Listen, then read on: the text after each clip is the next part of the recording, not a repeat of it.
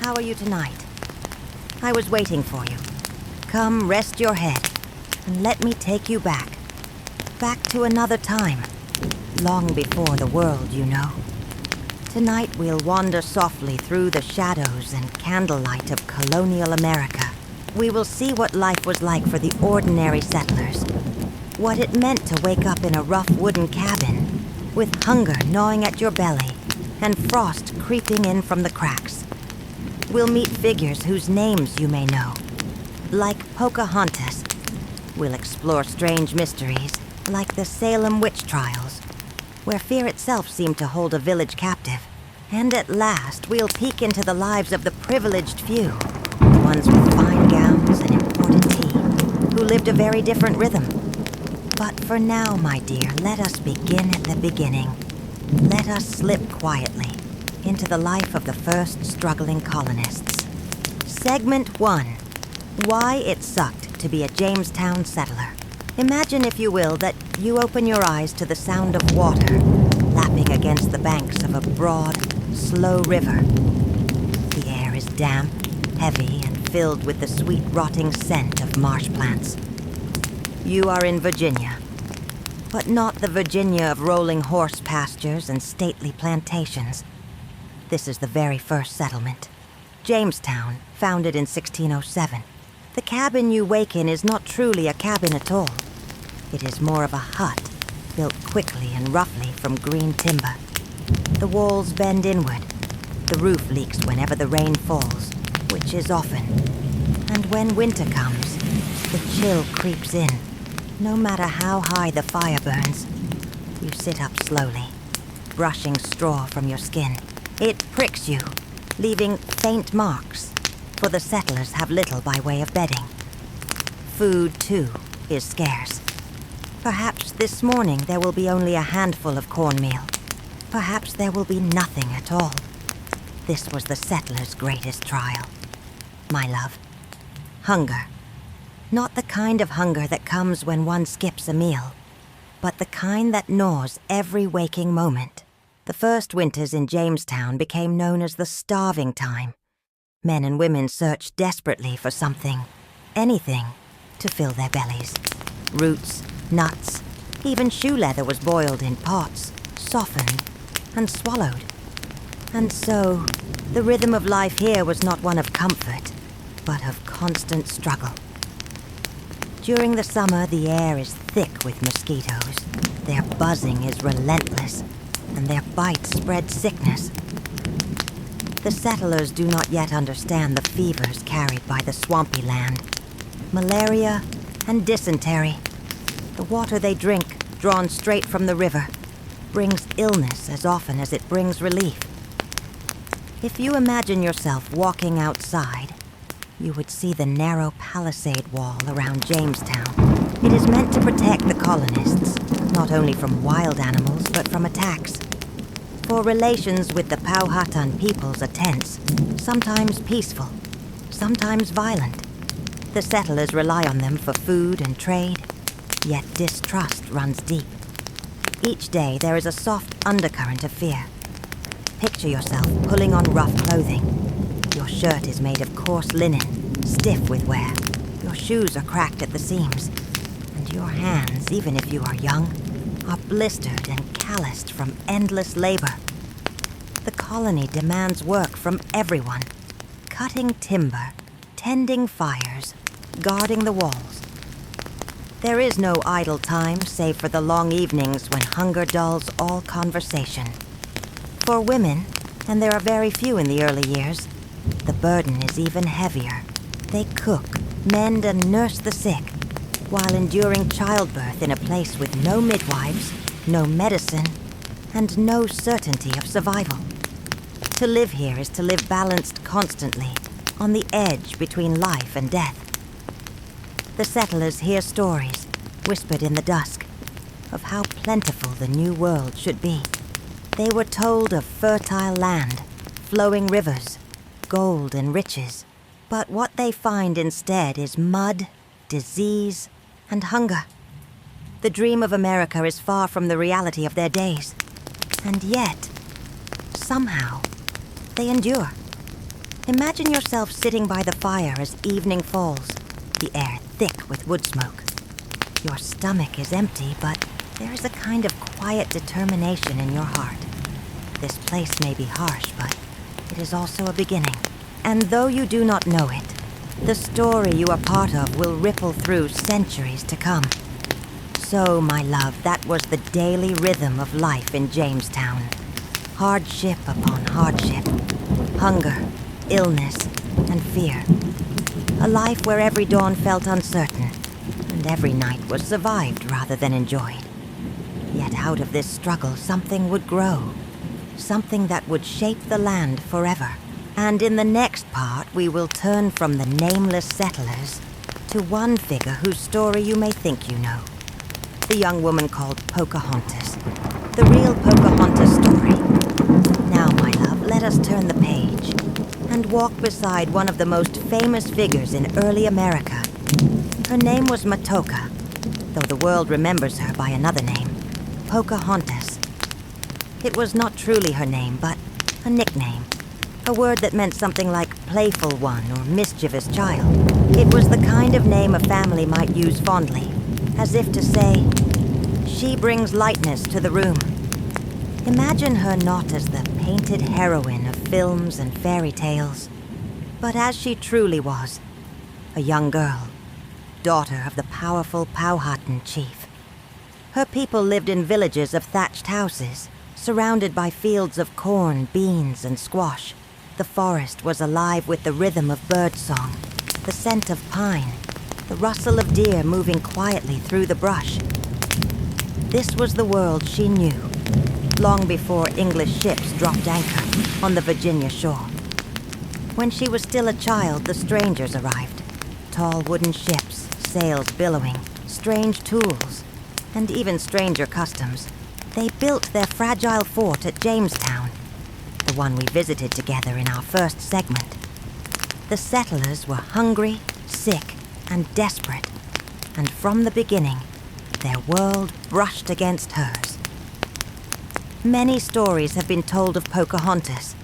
The most famous is the tale of her saving John Smith, throwing herself across his body as her father's warriors raised their clubs.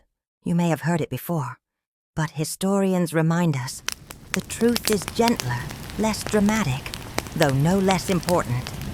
It is likely that this rescue was part of a ceremony, a ritual of adoption, where John Smith was symbolically killed and then reborn into Powhatan society.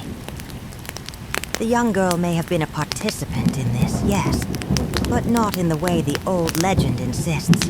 Still, the story endured, reshaped by Smith's own words, and later by countless retellings. And so she became the girl who saved the Englishmen, even if that was not the whole truth. As the years passed, her contact with the settlers deepened. Sometimes she came with gifts of food, ears of corn, baskets of beans, when the colonists were near starvation. Sometimes she was a messenger, carrying words of peace or warning between her people and the English. For a time, she was a bridge, fragile yet real, between two worlds that struggled to understand one another. But this bridge could not last forever. By her teenage years, Pocahontas' life changed dramatically. During one of the tense periods of conflict, she was taken captive by the English. Imagine, my love, what it would feel like to be so young, suddenly held far from your family, surrounded by foreign tongues and customs. She was taught English ways, English dress, and the Christian faith. It was during this time that she was baptized, given the name Rebecca. This moment marked a turning point in her story, a step away from her own people and toward the world of the colonists. Among those she met was a tobacco planter, John Rolfe. Their marriage in 1614 was not simply a personal union, but a political one. It was meant to bring peace, at least for a while, between the Powhatan and the English. And indeed, for a few precious years, conflict softened, trade increased, the air grew calmer. Pocahontas, now Rebecca Rolfe, bore a son, Thomas. Her life, once so tied to the forests and rivers of Virginia, became entwined with English society. And then her story carried her across the sea. In 1616, she sailed to England with her husband and child. Imagine that journey, weeks upon weeks across the rolling Atlantic, the deck rocking beneath her feet, the air sharp with salt. She must have felt both wonder and strangeness. England was a land she had heard of but never seen, and now it unfolded before her. In London, she was presented as a symbol, the Indian princess, proof that the new world could be tamed, that native peoples could embrace English ways. She attended banquets, posed for portraits, and even met King James himself. But beneath the pageantry, she was far from home. Her time in England was short. In 1617, as her family prepared to sail back to Virginia, she fell ill. Whether it was pneumonia, tuberculosis, or something else, we cannot say. But her journey ended there, on foreign soil. She was only around 21 years old. Her son would live, carried back to Virginia years later. But she herself was buried near the Thames, far from the rivers of her childhood. And so, my love, when we think of Pocahontas, we must see both the myth and the truth. Not just the girl who saved an Englishman, but the young woman caught between two worlds. A child of the Powhatan forests, yet also a figure reshaped by English ambition. Her life was brief, yet its echoes linger even now, centuries later. Her story is one of transition, from old worlds to new, from kinship to captivity, from home to exile. A reminder that the beginnings of America were not simple, but layered with loss, hope, and transformation.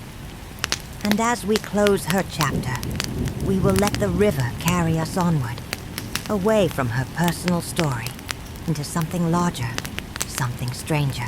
In our next part, we will wander into a mystery, a place where fear and imagination blurred the lines of truth. We will walk into Salem, a town where whispers became trials, and suspicion itself was enough to condemn. Now, my love, let us leave the rivers of Virginia behind, and journey north, up the coastline, into the chill of New England. The year is 1692. Winter grips the small town of Salem Village, in what is now Massachusetts. Snow crunches underfoot, smoke curls from chimneys, and the air is filled with the scent of wood smoke and damp wool. The people here live in modest timber homes, clustered close to the meeting house and the church. This is Puritan country. Life is simple, rigid, and tightly bound to faith. The Puritans saw themselves as a chosen people, set apart from the corruption of England. Their days were filled with labor, tending fields, raising livestock, keeping households warm and fed. But their nights were often filled with worry. Worry about illness, about failed crops, about enemies, and most of all, about the devil. To them, Satan was not an abstract idea, but a living presence, always prowling, always seeking ways to tempt or destroy. And so, when strange things began to happen in Salem, fear found fertile ground. It began in the household of Reverend Samuel Parris, the stern minister of Salem Village. His young daughter Betty, just 9 years old, and his niece Abigail Williams, 11, began to act in troubling ways. They shook, they cried out, they seemed to fall into fits that no prayer could calm. Neighbors gathered, whispering. Doctors were called, but they could find no natural cause. And in the Puritan mind, when illness had no clear reason, the answer was often witchcraft. Soon, more girls in the village began to show the same strange behavior. They pointed to unseen figures, claimed they were being pinched or pricked by invisible hands. Their voices trembled with terror, and the adults listened. Accusations began to spread like wildfire. At first, they fell upon the vulnerable, women on the edges of society. One of the first accused was Tituba, a servant in the Paris household, likely of indigenous or African descent. She was an outsider, different, and therefore easy to blame. Another was Sarah Good, a poor woman who often begged for food and shelter, and Sarah Osborne, a woman who had not attended church regularly and who quarreled with her neighbors. These 3 women were brought before the magistrates. Imagine the scene, my love. A small meeting room crowded with villagers, the crackle of the fire, the girls convulsing and crying out, claiming the accused were tormenting them even as they stood there. When asked, Tituba confessed. She told the court she had seen the devil, that witches walked among them. But she did more. She named others, and in that naming the circle widened. Once the door was opened, suspicion could not be contained. Neighbors accused neighbors. Old grudges surfaced. A child's testimony could condemn a grown man or woman. By the spring of 1692, dozens were accused. By the summer, the prisons overflowed. The trials themselves were a mixture of fear and ritual. The judges looked for signs of witchcraft, a witch's mark on the skin. Unexplained fits in the presence of the accused, even the testimony of dreams. In a calmer world, such evidence might seem flimsy, but here in Salem it was enough. One of the most haunting parts of this story, my dear, is how ordinary people became swept up in it. The afflicted girls were young, some barely into their teens, yet their words carried the power of life and death. Adults, too, began to see shadows where none existed, and once an accusation was spoken, it was nearly impossible to erase. Imagine yourself living there. You wake in the early morning to the sound of the church bell. You step outside, your breath visible in the cold air. Across the way, you see your neighbor, and you wonder, could they be a witch? Or perhaps they wonder the same about you. Trust, once broken, could not be restored. Among the accused were respected members of the community. Martha Corey, who had long been a devout churchgoer. Rebecca Nurse, a gentle elderly woman, beloved by many. Even men like John Proctor, who dared to speak against the trials, found themselves chained and condemned. And so, the gallows rose. On a hill just outside Salem, a wooden frame was built. One by one, 19 people were hanged, their bodies left swinging in the wind, a warning to others. Yet even in the face of death, many maintained their innocence. Rebecca Nurse, with calm dignity, declared her soul free of guilt. John Proctor, before he was executed, pleaded for reason. God is my witness, I am no witch. But fear was louder than reason. Not all met their end by hanging. One man, Giles Corey, refused to enter a plea. For this he was pressed, heavy stones placed upon his chest, one after another, as he lay pinned to the ground. For 2 days he endured this punishment, his final words said to be only, "More weight." It is a chilling reminder, my love, of how far fear can go when unchecked. By the time the hysteria faded, the damage was immense. More than 150 people had been accused. Dozens languished in prison, and 20 had been executed. Gradually, doubts began to creep in. Some judges admitted they had been misled. The governor's own wife was accused. And suddenly, the madness seemed less tolerable. By 1693, the trials ceased. But the scars remained. What can we make of Salem all these centuries later? Historians have searched for answers. Some say it was caused by deep divisions within the community. Old disputes over land, power, and the church. Others point to the hardships of the time. Harsh winters, disease, fear of attacks from neighboring tribes. Still others wonder if something physical played a role. A sickness, perhaps, or even a hallucinogenic fungus in the rye bread. Yet, perhaps the truest answer lies in the human heart. in the way fear can grow in isolation, in how suspicion can spread when trust is thin, and in how, sometimes, it is easier to blame a neighbor than to face the unknown.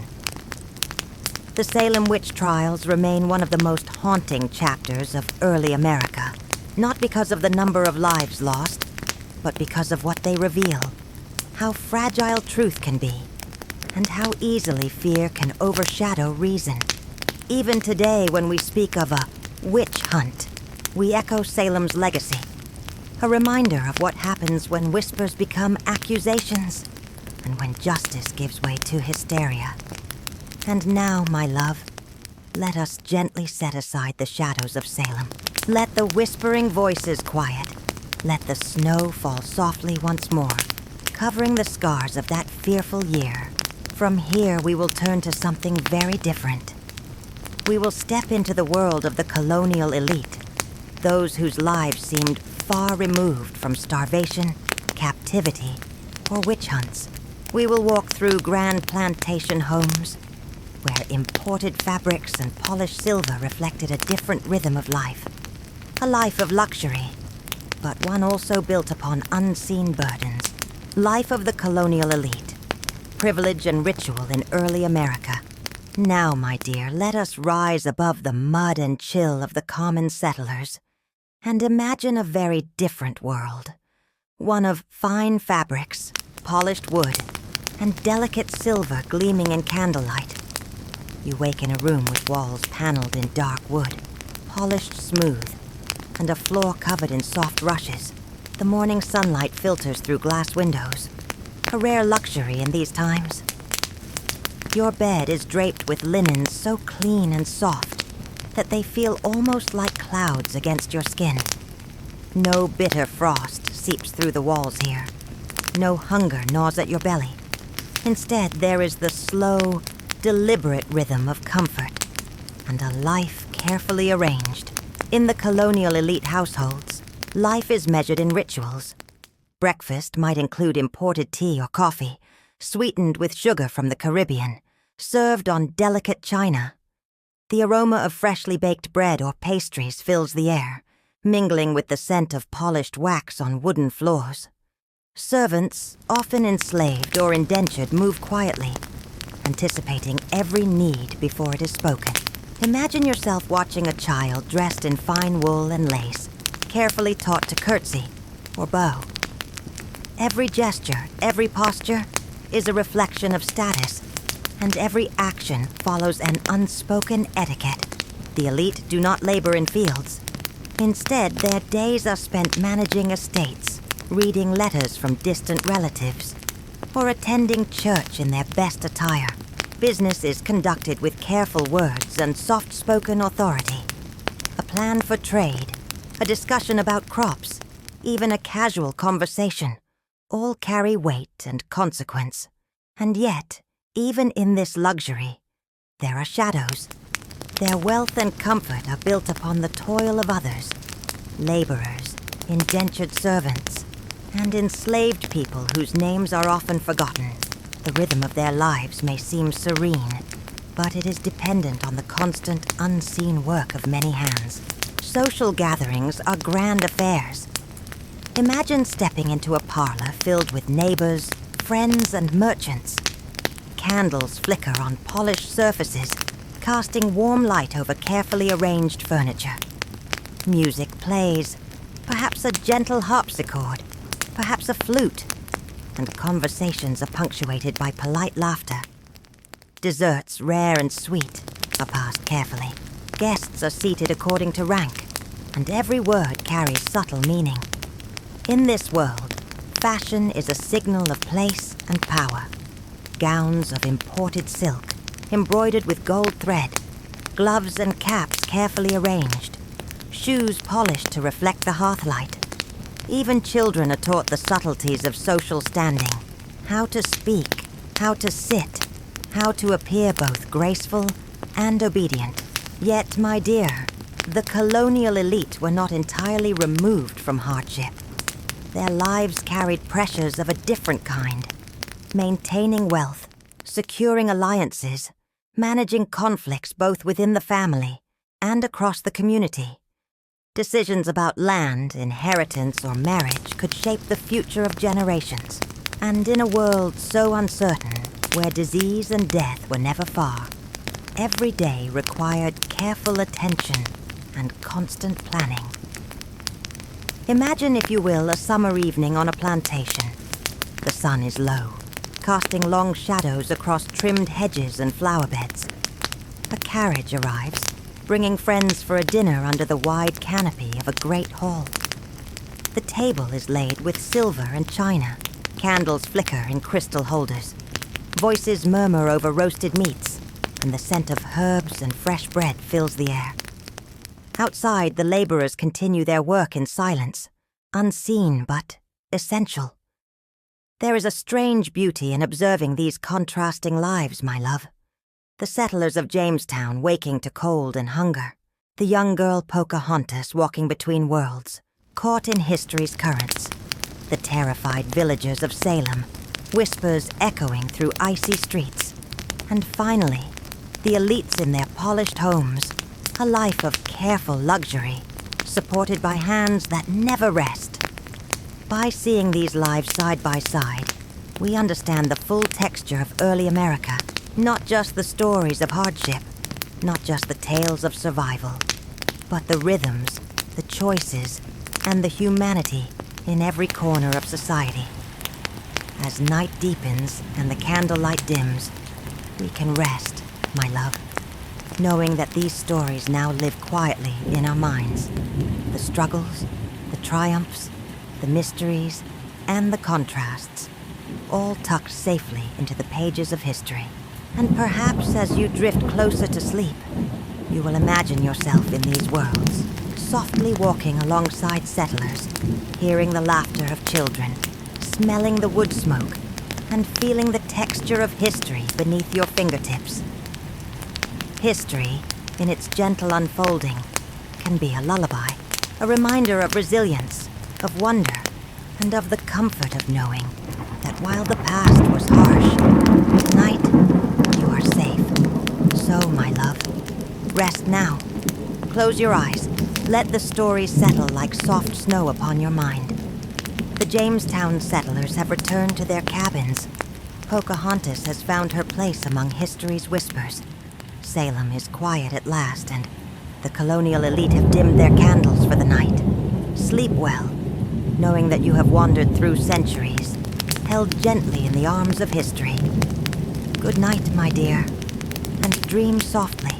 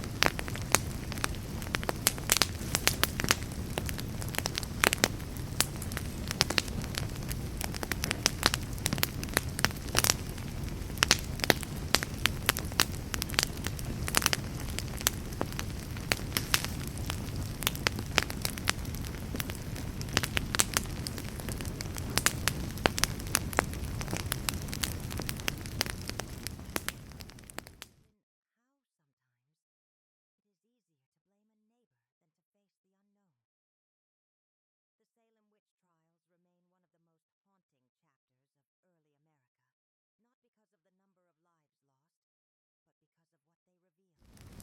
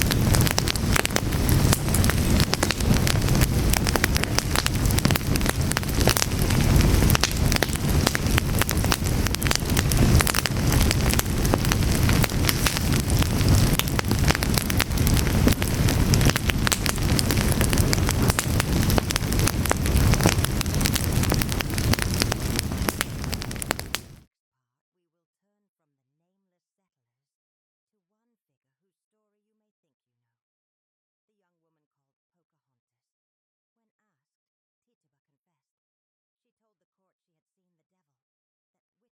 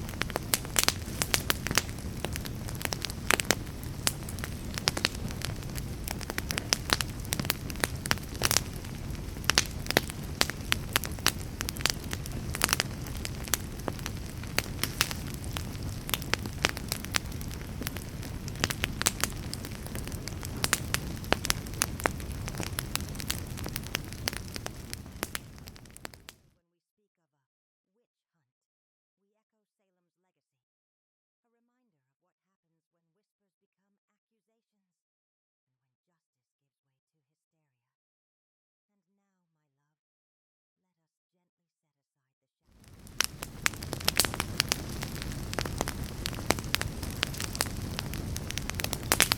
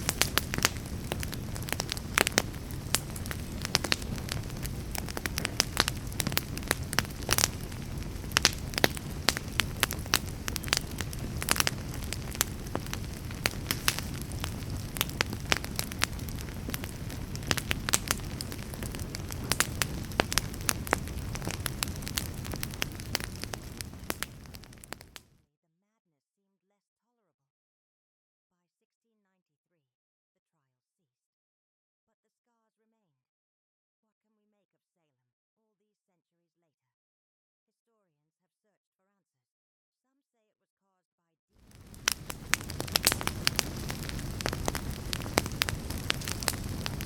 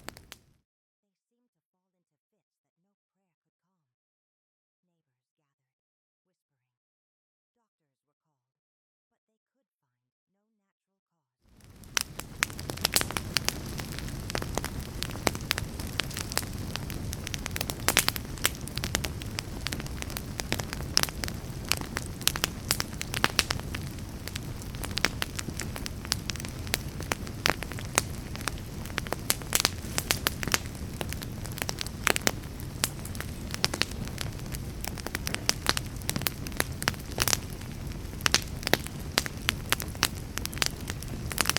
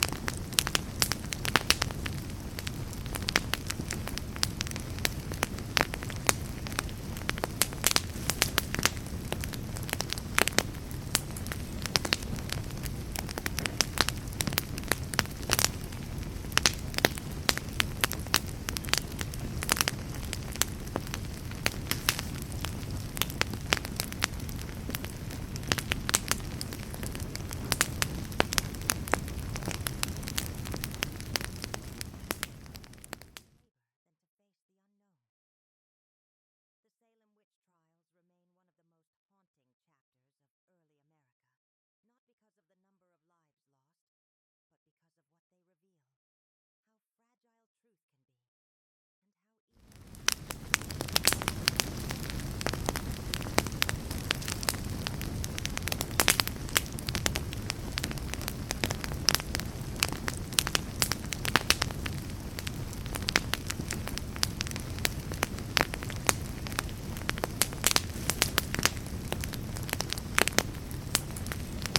be, and how easy.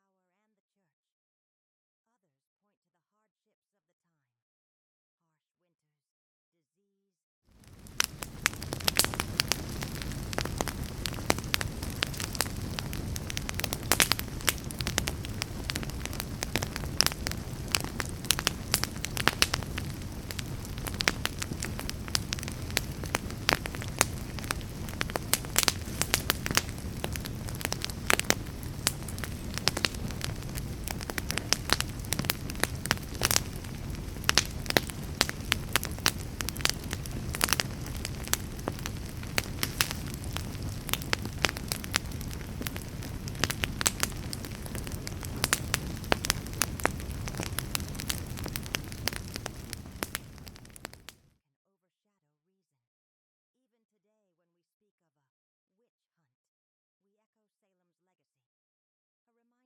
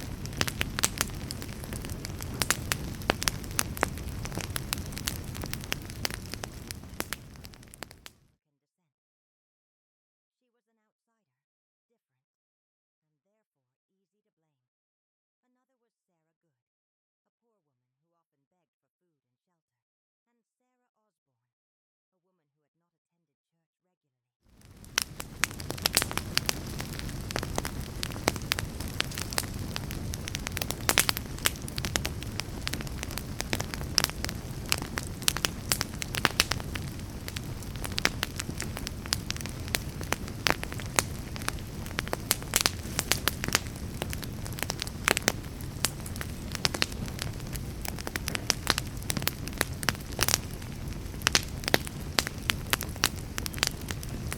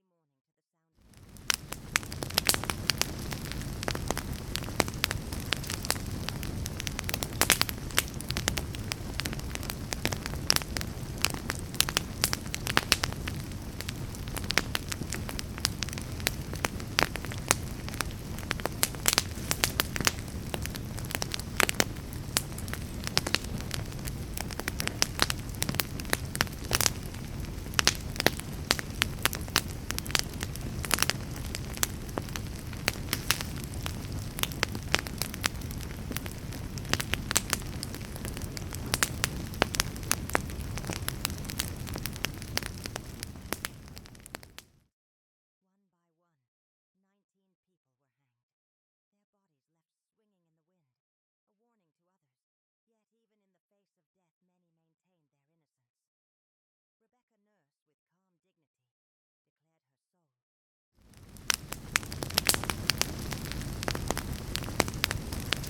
own wife was accused. And suddenly, the madness seemed less tolerable. By 1693, the trial ceased. But the scars remained. What can we make of Salem, all these centuries later? Historians have searched for answers.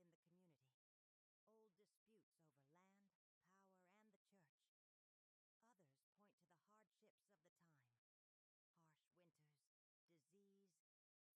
power, and the church. Others point to the hardships of the time: harsh winters, disease, fear of attacks from neighboring tribes.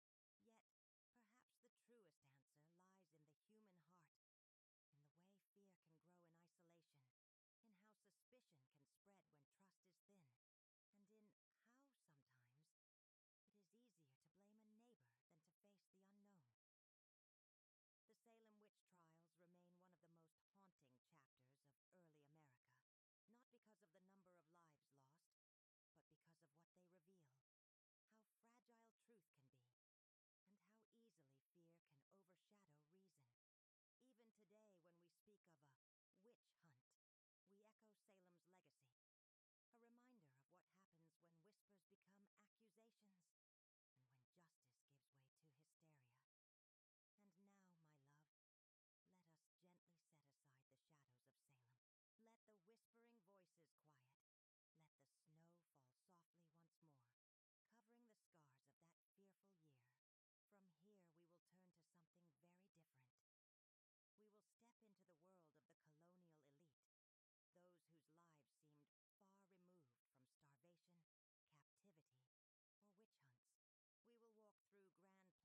polished silver reflected a different rhythm of life. A life of luxury, but one also built upon